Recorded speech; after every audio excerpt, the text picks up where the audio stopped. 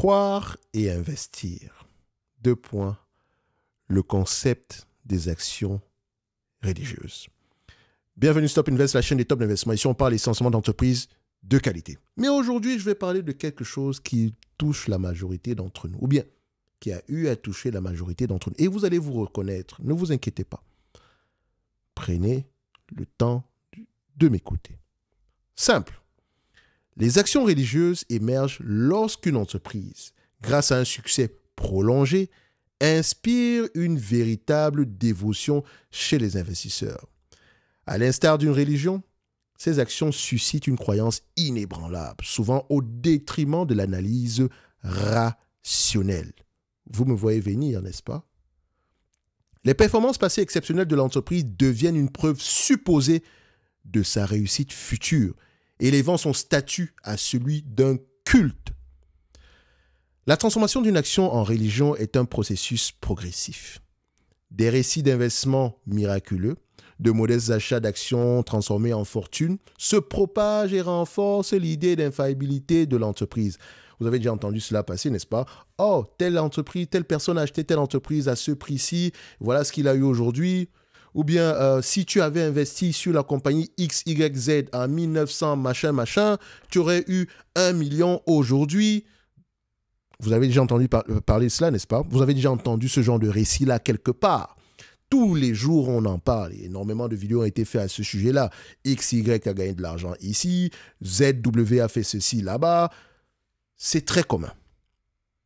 Mais, peu à peu, donc, à partir de ces récits-là, peu à peu, les investisseurs prudents deviennent des partisans fervents, tandis que la direction est perçue comme visionnaire, la direction, le management. L'action devient une décision unique, acheter et garder. Croyez-le ou non, pour moi, oui, le buy and hold, ça existe, mais aucune entreprise, voilà, toute entreprise est destinée à être vendue à un moment ou à un autre.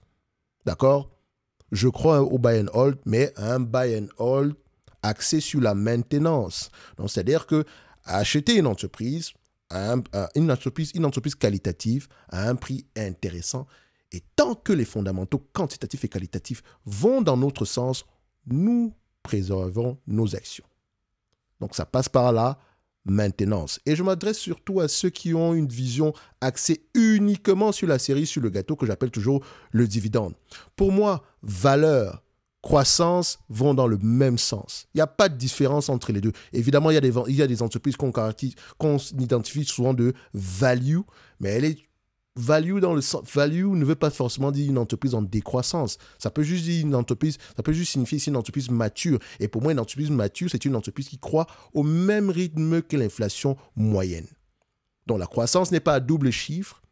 Enfin, techniquement, si l'inflation est à double chiffre, elle pourrait ajuster les revenus en conséquence, de telle sorte que les marges soient préservées. OK?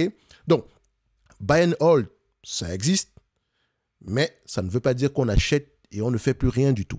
Ou bien, quand on investit sur les dividendes, ça reste des revenus passifs, machin. Non, il n'y a pas de revenus passifs quand on fait du stock picking. Vous voulez des revenus passifs? Dans une certaine mesure, achetez des ETF. Le jour où vous entendez quelqu'un vous dire à nouveau, d'accord, que les revenus, dividendes égale revenus passifs, prenez vos jambes à vos coucous et allez, ne regardez pas derrière, parce que c'est un menteur. Soit c'est un menteur, soit c'est un ignorant. Ou bien, c'est un mix des deux. OK? On continue. Donc, l'action devient une décision unique, à savoir acheter et garder, tout simplement parce qu'elle a ce caractère-là religieux, parce que les performances passées, voilà, on s'entend que les performances passées ne devraient pas, enfin, performance passée n'est pas synonyme de performance future. OK? Donc, très souvent, psychologiquement, vous pensez implicitement que c'est le cas.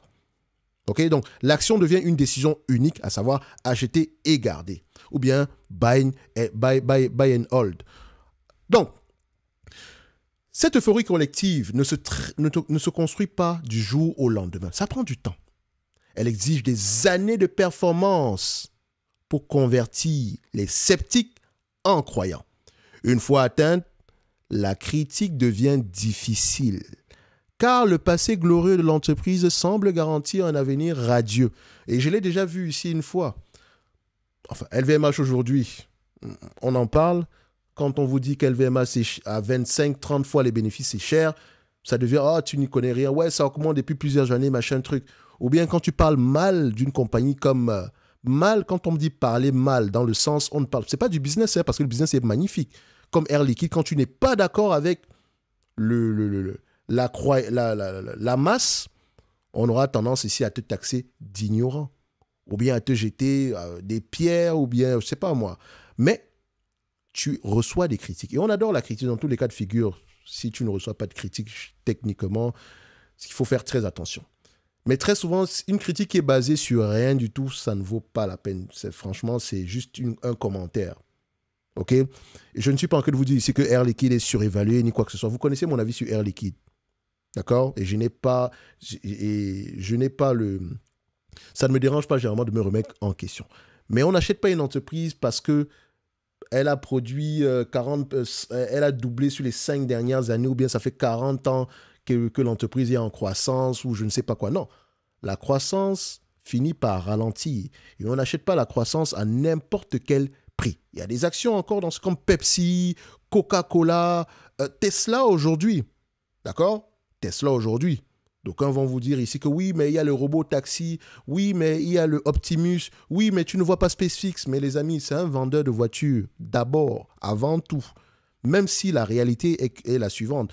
Tesla, en réalité, la voiture n'est qu'un cheval de Troie. Parce qu'en réalité, ce sont les services au-delà de la voiture qui sont importants. Et encore, la stratégie de Tesla est différente des autres constructeurs automobiles. Sauf que la finalité, pour le moment, c'est la vente ici des véhicules.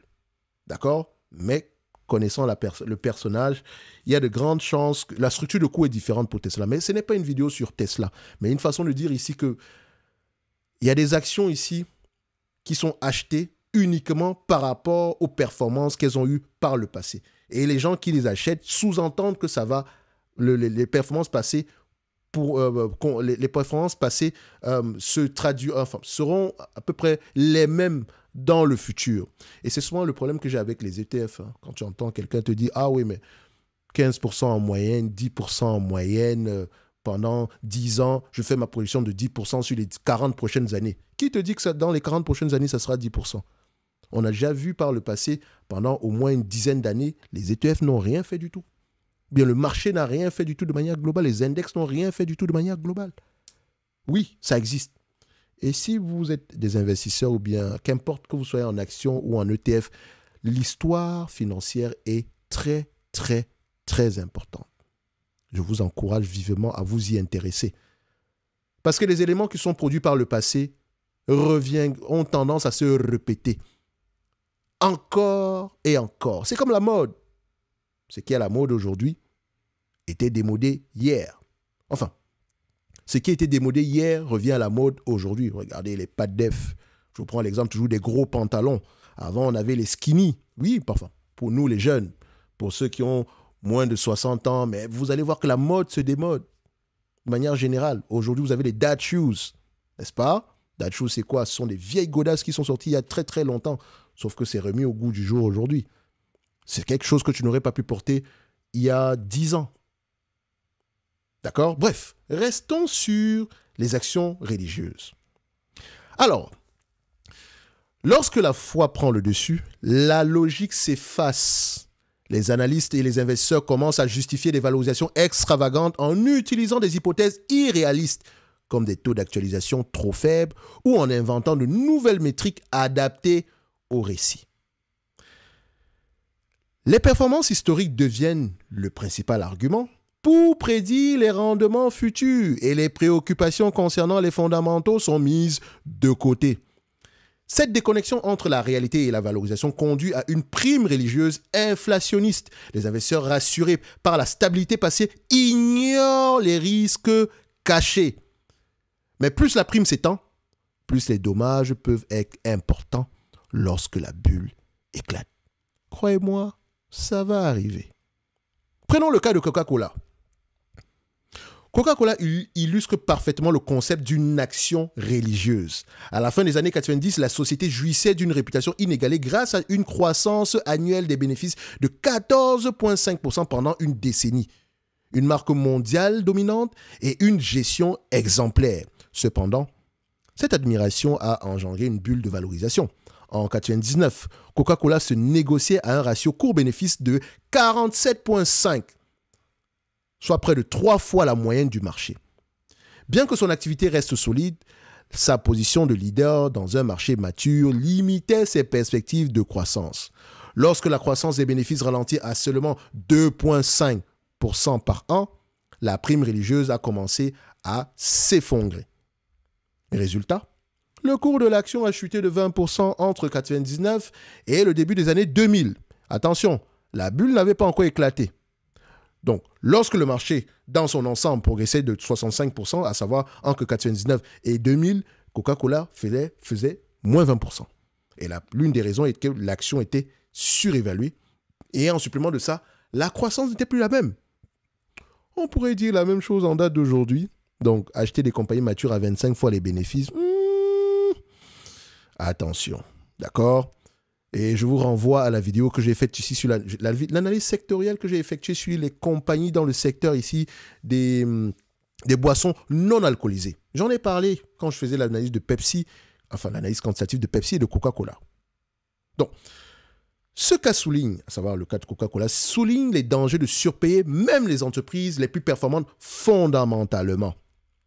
Le principal danger des actions religieuses réside dans l'illusion de sécurité qu'elles procurent. Ces entreprises semblent peu risquées en raison de leur stabilité historique, mais leur valorisation gonflée cache une vulnérabilité intrinsèque. Lorsque la croissance ralentit, ce qui est inévitable à mesure que l'entreprise mûrit, la prime se dégonfle, entraînant des baisses significatives des cours.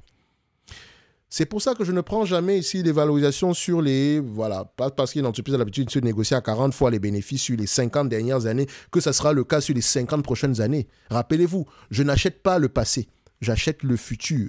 Et donc, j'aimerais au moins, en me basant sur les éléments passés, payer un multiple qui me semble cohérent par rapport à la croissance actuelle. D'accord? Ne l'oubliez jamais. Vous me connaissez, vous savez que moi, je ne paye jamais plus de 25 fois les bénéfices. Enfin, 25 fois les bénéfices sur 2 ou 3 années supplémentaires. Et encore, si l'entreprise est prévisible. Donc, il faut faire très attention.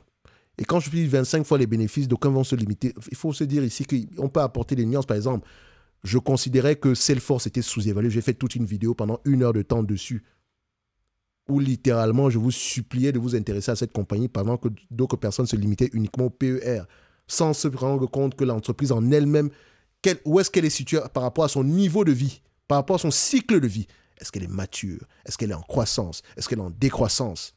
Est-ce que c'est une start-up? Est-ce qu'elle est en démarrage?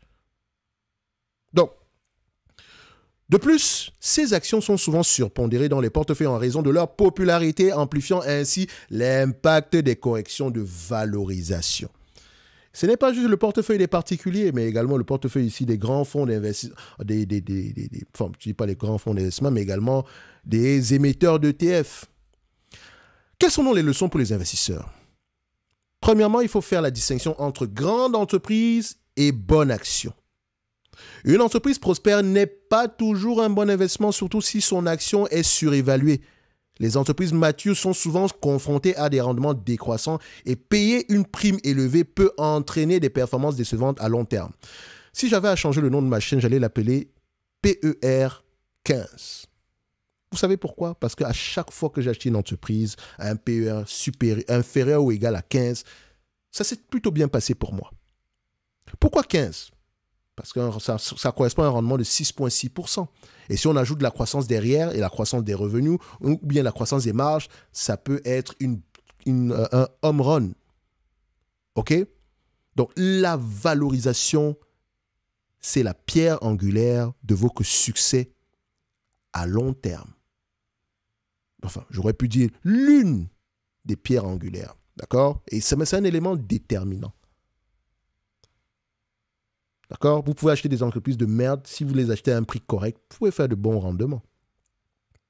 Mais si vous faites entreprise qualitative, à savoir qu'il y a des avantages concurrentiels et avantages concurrentiels que vous avez identifiés, avantages entreprise qualitative plus prix attractif, c'est magnifique. Si en supplément de ça, nous avons une entreprise en croissance, savoir à double chiffre ou bien à un chiffre supérieur, ou bien qui sera, quand on dit un chiffre élevé, quand on dit un chiffre élevé, pour moi, c'est quelque chose au-delà des 6% par là. Entre 6 et 9%. Double chiffre, c'est entre 10% et plus. À partir de 10% et plus. Donc, premier point. Deuxième, il faut éviter l'investissement émotionnel. Les décisions d'investissement doivent être guidées par l'analyse rationnelle, non pas par la foi ou la nostalgie. S'attacher émotionnellement à des actions religieuses peut masquer les risques et mener à de mauvais choix. Troisième point, se méfier des bulles de valorisation. La prime religieuse n'est pas permanente. Le ralentissement de la croissance et les changements de marché finissent toujours par rattraper ces actions. Les investisseurs doivent évaluer régulièrement si le prix d'une action reflète ses fondamentaux. On a bien dit régulièrement. C'est un travail quantitatif et qualitatif. Parce qu'une entreprise peut être surévaluée quantitativement, mais qualitativement, pas du tout. Quand je dis surévaluée quantitativement, je vous prends un exemple. Imaginez une entreprise qui se négocie à 100 fois les bénéfices. Quelqu'un va dire « Oh, elle est surévaluée » parce qu'il se limite au PER. Mais si elle se négocie à 100 fois les bénéfices parce qu'on a eu une charge exceptionnelle, on s'entend que là, le raisonnement va être un tout petit peu différent. Si elle se négocie à 100 fois les bénéfices, peut-être parce que l'entreprise, aujourd'hui, a décidé, par exemple, ici de... Enfin, on a peut-être... Enfin, ça reste une charge exceptionnelle de manière générale. Bref, le premier exemple ici, voilà, ça reste à peu près ce que je me serais répété ici en vous donnant un second exemple. Mais c'est une idée générale. C'est juste pour une façon de vous dire ici que les chiffres, c'est bien, mais ça ne fait pas tout. Je parle beaucoup d'analyse quantitative. Et je vous dis toujours que c'est la partie la plus facile. Mais je sais une chose, ce n'est pas le quantitatif qui vous permet de rester, de détenir vos actions à long terme. Prenez l'exemple de Téléperformance. Le news flow est négatif. Pourtant, quantitativement, c'est sous-évalué. Or, il y a bel et bien des risques. Mais également, la perception de risque peut être extrêmement élevée par rapport à la réalité. C'est pour ça que je dis toujours aux gens, quand on me demande « Thierry, est-ce que tu peux analyser Téléperformance ?» Qu'est-ce qu'il y a encore à dire sur Téléperformance? Il faut aller au-delà des chiffres. C'est le moment de le faire. Si tu as du Téléperformance et que tu veux avoir des informations sur les chiffres, sache que ce n'est pas le moment. Ou bien du Pernod Ricard, ou bien du LVMH. C'est le moment de faire un tout petit peu plus d'effort, d'aller au-delà des chiffres. Bon, ce n'est pas mon rôle, hein? Non, pas du tout. Parce que ça demande la lecture, c'est mon temps. Le temps a de la valeur. D'accord? Et donc, si tu as du Téléperformance, du Pernod Ricard, du LVMH, ce n'est pas la peine de commencer à regarder. Ce n'est pas le moment de regarder les éléments quantitatifs. Concentre-toi sur la qualité du business. Qu'est-ce qui fait d'elle une entreprise intéressante? C'est quoi le problème actuellement? Est-ce que ça touche toute l'industrie? Comment est-ce qu'elle arrive à gérer la situation actuelle? Voilà des éléments que tu dois aller regarder. Donc, on continue. Le concept des actions religieuses reste pertinent néanmoins aujourd'hui. Coca-Cola, par exemple, continue de se négocier à des valorisations élevées, bien que ses revenus et bénéfices croissent désormais à un rythme modeste de 3 à 4% par an. Et encore, ce sont les bonnes années. Si sa marque reste puissante ou forte, ces années de croissance à 2 chiffres sont derrière elle, sauf si elle fait une acquisition. Et faire une acquisition, c'est payer pour de la croissance. D'autres membres historiques de ce club, comme General Electric ou AT&T, illustrent les risques de surestimer la pérennité du succès d'une entreprise.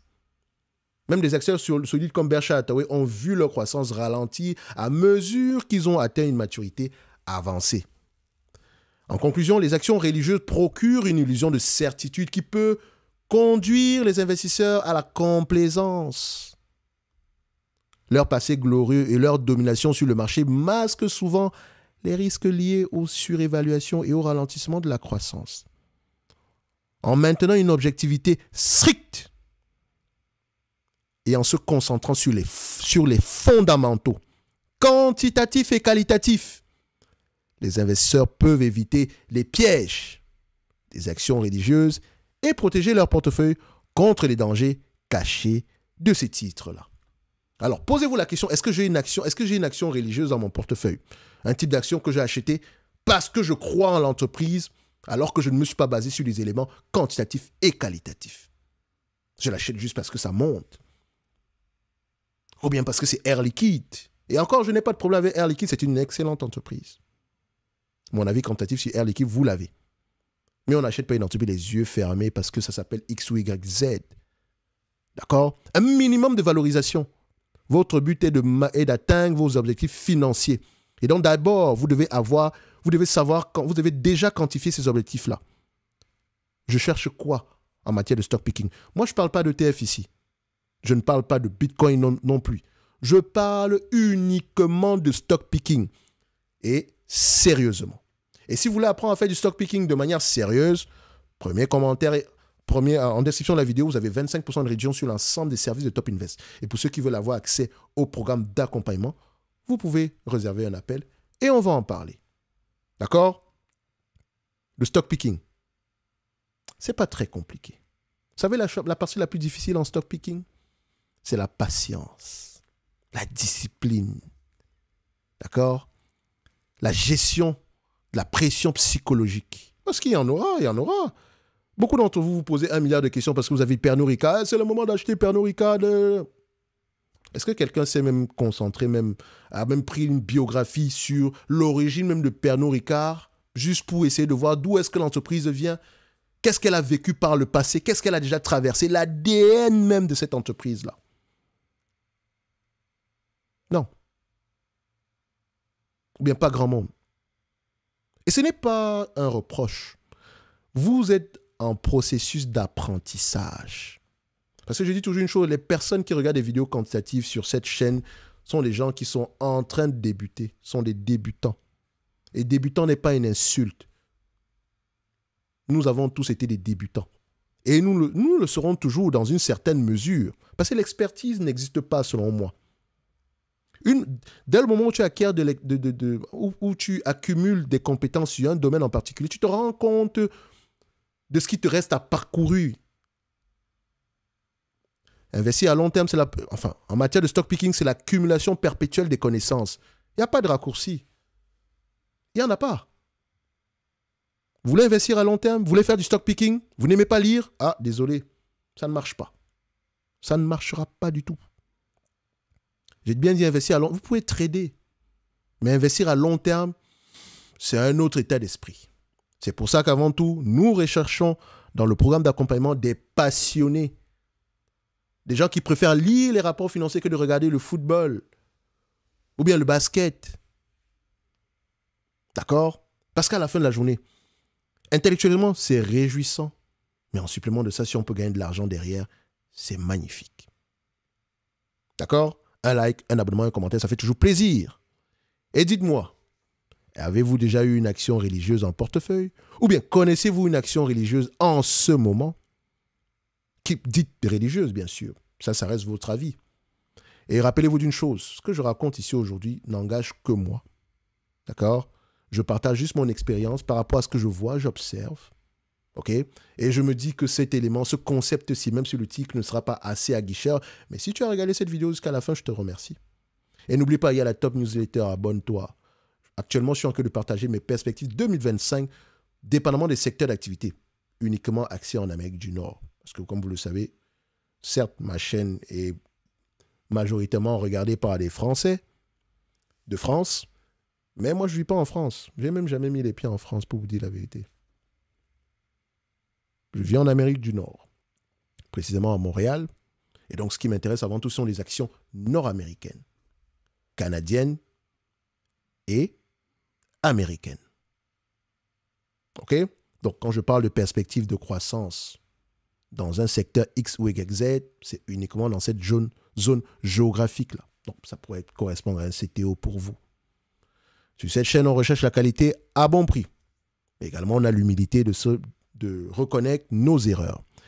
Et c'est pour ça que cette chaîne s'appelle Top Invest.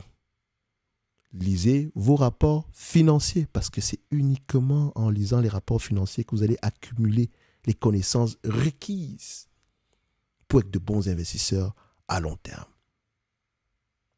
25% jusqu'au 31 mois de janvier 2025 en description de la vidéo. Merci, au revoir.